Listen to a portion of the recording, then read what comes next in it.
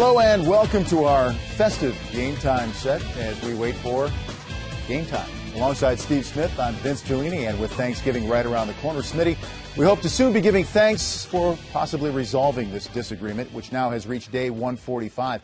And Thursday is another big milestone day on the calendar. Oh, it is, especially for fans. You know, you gear up to watch basketball on Thanksgiving, Christmas, and now Thanksgiving is right around the corner and will be no basketball. So like you said, Thursday is another big milestone in this lockout.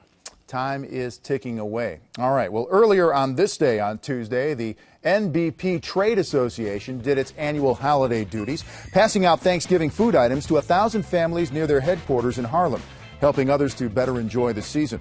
Among those present, Players Executive Director Billy Hunter, who was asked about the status of lockout litigation. Let's listen. We really haven't participated in any negotiations as such since then.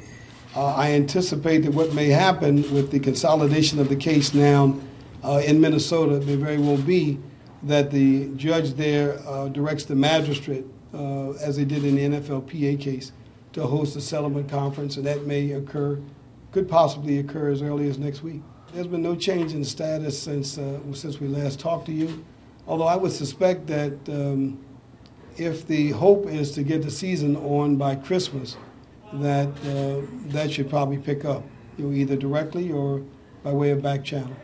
Do you believe that is their hope? I assume it's their hope. I know it's our hope. It's always been our hope from the beginning. Obviously, we did not want the lockout. We did not impose the lockout. It's always been the ambition of our players to play. We made every effort to reach a reasonable deal, a deal that we thought would be equitable to both sides.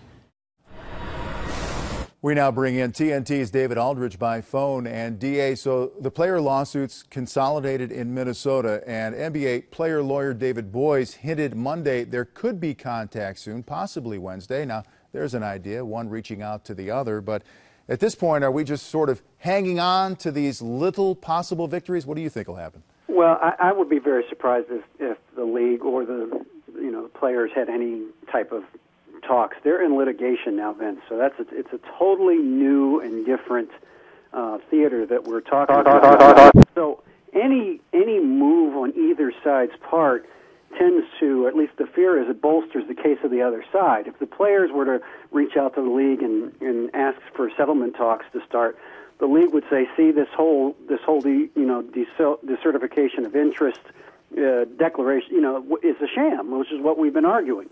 And they would ask the courts to rule, immediately. So they talk about these things, but I don't realistically think either side, now that they're in court, is going to reach out to the other, because it tends to bolster the case of the other side about who's negotiating in good faith and who is not.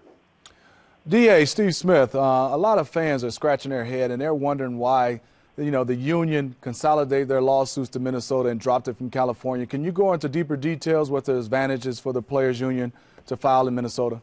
Sure. There's a couple, Smitty. Number one, they've looked at the history. The Minnesota courts, if you remember the name David Doty, who was the judge in Minnesota for many years, still is, ruled in favor of the NFL players union pretty consistently over the last 25 years. Whenever there were lawsuits or litigation filed in Minnesota on behalf of the players, Judge Doty ruled in favor of the players. One of his proteges, Susan Nelson, is a judge now in Minnesota. She voted in favor of the players in the NFL when they were locked out this past spring and sought an injunction to lift the lockout. She actually lifted the lockout for a day, if you remember, before the NFL appealed to the 8th Circuit in St. Louis and got it shut down again. So those courts in Minnesota have been pretty favorable to the players in the NFL, and they hope that they're favorable to the NBA players.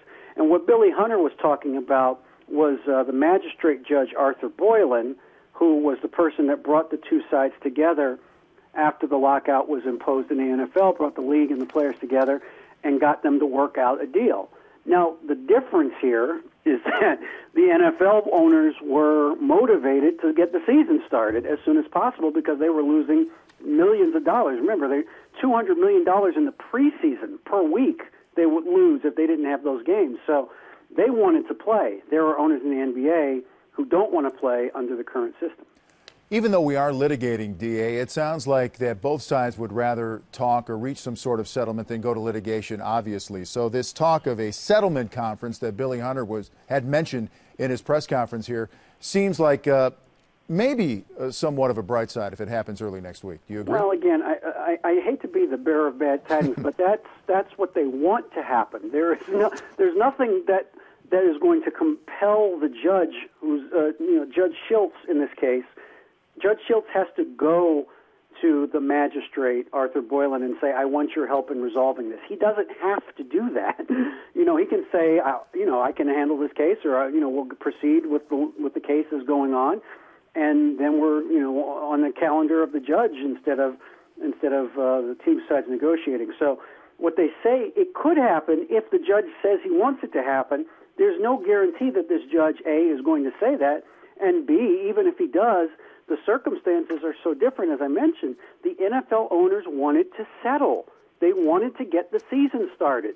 We know that these NBA owners, or at least a good number of them, would rather not play the season than have a system that's anything like the one that's currently in place.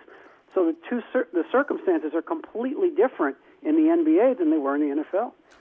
David Aldridge, thank you so much, as usual, for the insight. We've lost Thanksgiving. We hope to save Christmas. We'll see. Sorry to be a bummer, guys.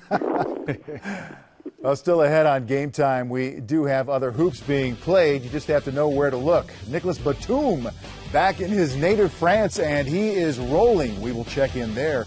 And in the NBA D-League, the season preview, including a spotlight on top pick Jamal Tinsley, who may be rejuvenating his hoop career.